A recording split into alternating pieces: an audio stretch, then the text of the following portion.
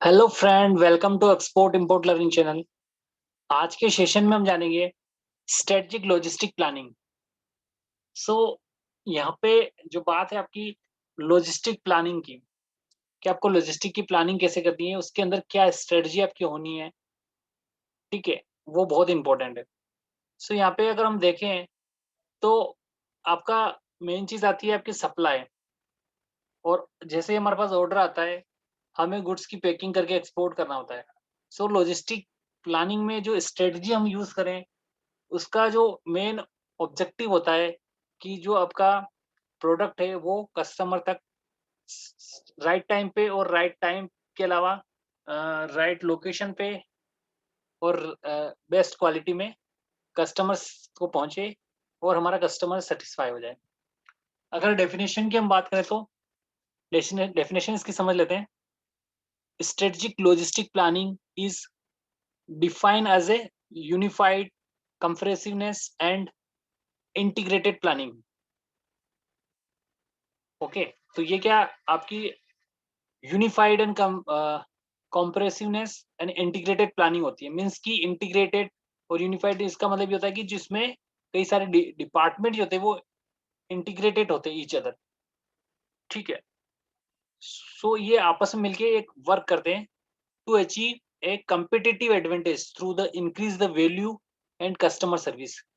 तो इनका जो मोटिव होता है, इंटीग्रेटेड प्लानिंग और प्रोसेस का जो वर्क एक साथ करते हैं, इनका एक ही मोटिव होता है कि कस्टमर्स बेस्ट कस्टमर सर्विस दे अपने कस्टमर्स को बाय अचीविंग कम्पिटिटिव एडवांटेज। जो उनके पास कम्पिटिटिव एडवांटेज है, उन रिसोर्सेस को वो यूज करके अपनी कंपनी के जो सोर्सेज अवेलेबल है उनका बेस्ट यूटिलाइजेशन करके बेस्ट कस्टमर सर्विस दें, which result in superior customer satisfaction, जिससे कि हमारा कस्टमर सेटिस्फाई हो by anticipating future demand for logistic service and managing the resources of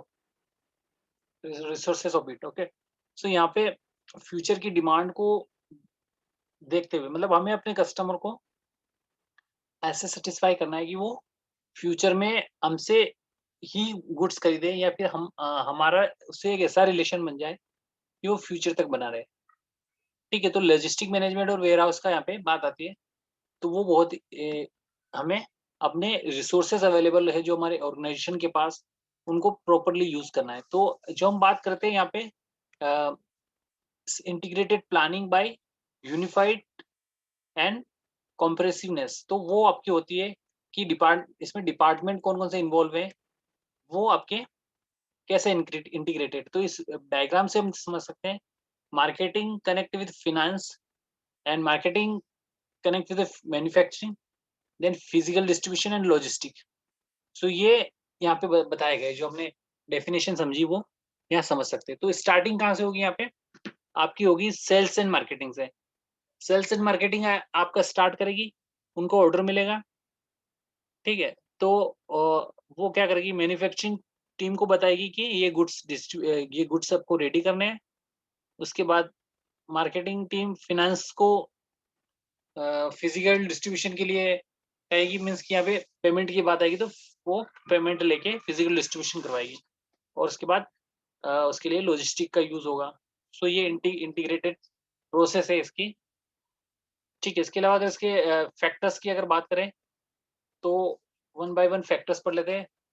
facility locations, ठीक है। तो फैसिलिटी लोकेशन की अगर बात करें, facility location is a crucial element in the supply chain and has a great impact on the efficiency of the numerous logistic। Okay, so यहाँ पे अगर हम बात करते हैं तो फैसिलिटी, जो लोकेशन है हमारी कस्टमर की, उस लोकेशन के ऊपर हमें अपने गुड्स को टाइमली डिलीवर कराना है। फैसिलिटी फैसिलिटी लोकेशंस के जो न्यूमेरियस एस्पेक्ट होते हैं, वो आपका देखना ये होता है कि जो लोकेशन ऑफ मैन्युफैक्चरिंग कहाँ है, आपका प्लांट किस जगह है, ठीक है, और जो रिक्वायरमेंट ऑफ कस्टमर है वो कहाँ है। तो उसके बेसिस पे हमें डिस्ट्रीब्यूट सेंटर खोलने होंगे, सो दैट कि हमारा जो प्रोडक्ट है वो इजीली हमारे कस्टमर तक पहुंचे।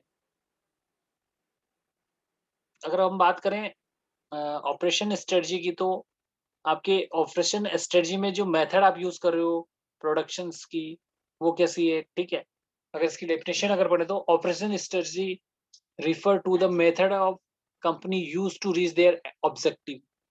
जो कंपनी के जो ऑब्जेक्टिव है उसको फुलफिल करने के लिए जो मेथड हम यूज कर रहे हैं वही ऑपरेशनल स्ट्रेटजी है। By developing operational strategy A company can examine and implement the effective and efficient system for using resources. ठीक है, तो यहाँ पे अगर हमारे पास बहुत डेवलपिंग ऑपरेशन स्ट्रेटजी है तो हम क्या कर सकते हैं, हमारे सिस्टम को एक एफिशिएंट सिस्टम बना सकते हैं। जो रिसोर्सेस रिसोर्सेस हमारे पास अवेलेबल है उनको एक प्रॉपरली यूटिलाइज करके, ठीक है, और हम इस सिस्टम को एग्जामिन कर सकते हैं और इम्प्लीमेंट कर सकते हैं properly by utilising the availability of the sources. Personal work and process, ठीक है, पर्सनली जो हमारे यहाँ पे बात करें जो ह्यूमन रिसोर्सेज अवेलेबल होते हैं या नेचुरल रिसोर्सेज अवेलेबल होते हैं, तो उनका एक प्रॉपर वे में उनको प्रॉपर वे में ट्रेन किया जाए। और हमारे जो ऑपरेशनल एक्टिविटीज है, जो मीन्स यहाँ पे बात ये आती है कि जो कंपनी हमसे जो चाहती है वो हम उसको हम बेस्ट वे में अपने कस्टमर तक ऑफर कर पाए। ठीक है, पॉइंट नंबर 3 की अगर बात करें इन्वेंट्री मैनेजमेंट, तो इन्वेंट्री मैनेजमेंट की अगर बात आती है तो यहाँ पे बहुत ही इंपॉर्टेंट चीज़ ये है कि हमें अपने इन्वेंट्री को एक प्रॉपर वे में मेंटेन करना है सो दैट की जो डिमांड आए उस डिमांड के अकॉर्डिंग हम सप्लाई कर पाएँ। ऐसा ना हो कि हमारे पास ऑर्डर आ रखा है और हमारे पास स्टॉक अवेलेबिलिटी नहीं है। तो इन्वेंट्री मैनेजमेंट का यही एक बहुत ही अ, इम्पोर्टेंस होता है कि जो टाइमलाइन्स होती है उसके अंडर अंडर हमें अपने प्रोडक्ट को कस्टमर तक डिलीवर करना है। ठीक है, so inventory management is the systematic approach to sources and storing and selling inventory, both raw materials company component and finish goods product, दोनों के लिए ही बहुत ही इंपॉर्टेंट है ये। ऐसा नहीं कि सिर्फ आपका फिनिश गुड के लिए, रॉ मटेरियल्स की भी हमें आपको इन्वेंट्री मेंटेन करनी है। फॉर एग्जांपल जैसे जो गुड्स अगर आपकी कंपनी मैन्युफैक्चरिंग प्रोसेस में है तो आपको जो ऑर्डर आपका आया है उसके बेस पे आपको मैन्युफैक्चरिंग करवानी है। अगर आपके पास रॉ मटेरियल अवेलेबल नहीं है तो फिर आप उसकी मैन्युफैक्चरिंग नहीं कर पाओगे। सो ये भी हमें देखना है।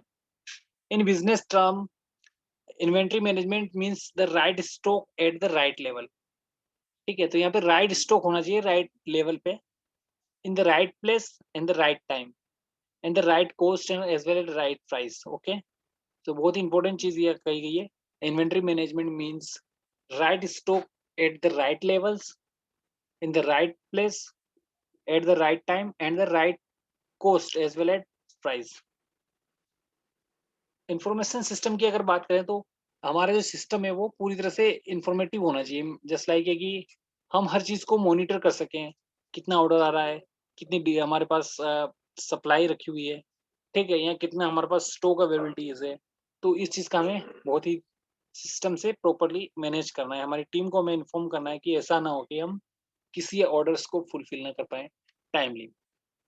डेफिनेशन की अगर बात करें तो information system is the academic study of the system with specific reference information and complementary networks of hardware and software that people and organization use and collect the filter process, create the distribute data।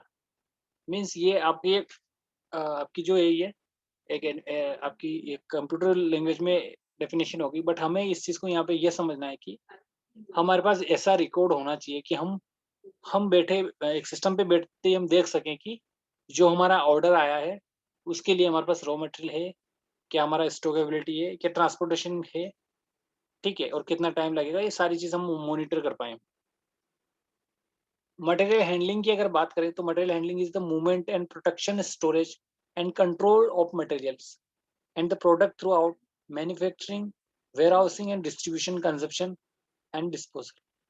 तो यहाँ पे important चीज़ ये है कि जो materials है उसको आपको प्रॉपर्ली हैंडल करना है। ठीक है, आपकी टीम में ऐसी स्ट्रॉन्ग होनी चाहिए कि मटेरियल को प्रॉपर्ली हैंडल करे, वो डैमेज ना हो, उसको राइट वे में रखें, उसको प्रोटेक्ट करें, सही जगह स्टोर करें, ठीक है, एज पर टेम्परेचर्स। तो इन चीज़ों का हमें ध्यान रखना है। ठीक है, एक ऑपरेशनल वेयर हाउस मैनेजमेंट या लॉजिस्टिक मैनेजमेंट में। ट्रैफिक एंड ट्रांसपोर्टेशन, ठीक है, तो यहाँ पे बात आती है। फॉर एग्जाम्पल आपके पास किसी गुड्स का ऑर्डर आया है, ठीक है? और वो हमें आज ही डिस्पैच कर रहे हैं, लेकिन आपके पास कोई रॉ मटेरियल्स अवेलेबल नहीं है। तो इस चीज़ में हमें फ़ॉलो अप लेना होगा कि पहले तो हमें अपने बायर को कॉन्टैक्ट करना होगा कि हमारे पास रॉ मटेरियल अवेलेबल नहीं है, हमारे पास ये गुड्स डिस्पैच करने हैं, तो ये अवेलेबल नहीं है अभी।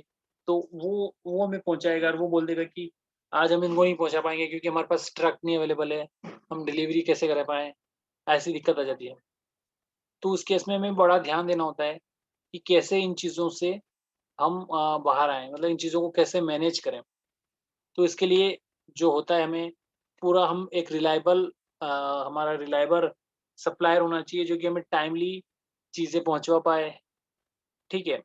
और सम टाइम क्या होता है कि इसमें ये चीज़ का ध्यान रखना कि जो हमारा कार्गो आ रहा है, यहाँ पर जो मटेरियल्स आ रहा है, वो किस वे रूट से आ रहा है, वहाँ पे ट्रैफिक तो नहीं है ज़्यादा क्योंकि हमें टाइमली डिस्पैच करना है, तो वो कार्गो हमारा टाइमली आना ही चाहिए, ठीक है? अगर हम डेफिनिशन की यहाँ पे बात करें तो traffic management is the key branch within logistics. It's concern the planning, control, and purchasing of transport service needed to the physically move vehicle. ठीक है, तो physically movement of the vehicle का इसमें बात बताई गई है कि जो हम परचेसिंग से लेके वेयर हाउस तक जो डिलीवरी है उसका पूरा ट्रैकिंग एंड रिकॉर्ड्स का हमें समझना होगा। बात कर लेते हैं प्लानिंग एंड कंट्रोल की, तो यहाँ पे आपका planning and control is often known as the production planning controls are management function that seek to determine first what market demand are stating, and second reconcile how a company can fill this demand through planning and monitoring. ठीक है, तो बहुत ही important और बहुत ही छोटी definition में पूरा समझ में आ रहा है कि जो प्लानिंग एंड कंट्रोल होता है वो आपका प्रोडक्शन कंट्रोल जो होता है वो हमें ये देखना है, हमें ये डिटरमाइन करना है कि मार्केट हमसे क्या डिमांड कर रहा है, ठीक है? और उस डिमांड को हमारी कंपनी कैसे रिकंसाइल कर रही है, ठीक है? ये चीज़ ही मॉनिटर करना ही प्लानिंग एंड कंट्रोल है। इसके बीच में जो ऑल एक्टिविटीज़ हो रही है, वो इसमें इन्वॉल्व होती है। तो मेन चीज़ आपका as per demand, we need to reconcile and fulfil the demand, okay? ये इसकी डेफिनिशन है। What market demand stating, and second reconcile how the company can fulfill this demand through planning and monitoring. ठीक है, हमारी क्या ऐसी planning रहेगी कि हम इस प्लानिंग को कंट्रोल कर पाए, इस डिमांड को कंट्रोल कर पाए। सो गाइस आज के सेशन में हमने जाना स्ट्रेटेजिक लॉजिस्टिक प्लानिंग को हम कैसे मैनेज कर सकते हैं, ठीक है? ओवरव्यू स्ट्रेटेजिक प्लान क्या होता है, इसके अलावा quality of individual link strategy क्या होती है, ठीक है? किस प्रकार का हमारा फैसिलिटी लोकेशन होना चाहिए, किस प्रकार की ऑपरेशन स्ट्रेटजी होनी चाहिए, ठीक है? हमारा इन्वेंटरी मैनेजमेंट कैसा होना चाहिए सो दैट कि हम फुलफिल कर पाए हमारे ऑर्डर को टाइमली। इसके अलावा अगर इन्फॉर्मेटिव सिस्टम कैसा होना चाहिए जिससे हम देख पाए कि हमारे पास अवेलेबिलिटी और रिसोर्सेज कितने हैं, रॉ मटेरियल कितना अवेलेबल है, किस टाइम लाइन में हम डिलीवर कर पाएंगे। इसके अलावा मटेरियल हैंडलिंग का वे कैसा है, हम हमारी टीम कैसे मैनेज कर रही है मटेरियल हैंडलिंग को, सारी मैनेजमेंट हमें करना है। इसके अलावा ट्रैफिक मैनेजमेंट की अगर बात करें तो कार्गो जो हमारा आ रहा है, रॉ मटेरियल हमारा जा रहा है, तो उसमें हमें फ़ॉलो अप लेना है कि कितने टाइमलाइन में हमें पहुँचाएगा, और हमें इसमें क कॉस्ट रिडक्शन का भी ध्यान देना है, ठीक है? प्लानिंग एंड कंट्रोल की अगर बात करें तो जो भी हमारी डिमांड आ रही है, उसके बेस पे हम अपने कस्टमर्स को ऑर्डर फुलफिल कर पा रहे हैं कि नहीं कर पा रहे हैं। So guys, thank you for watching the session. Have a nice day. Take care yourself.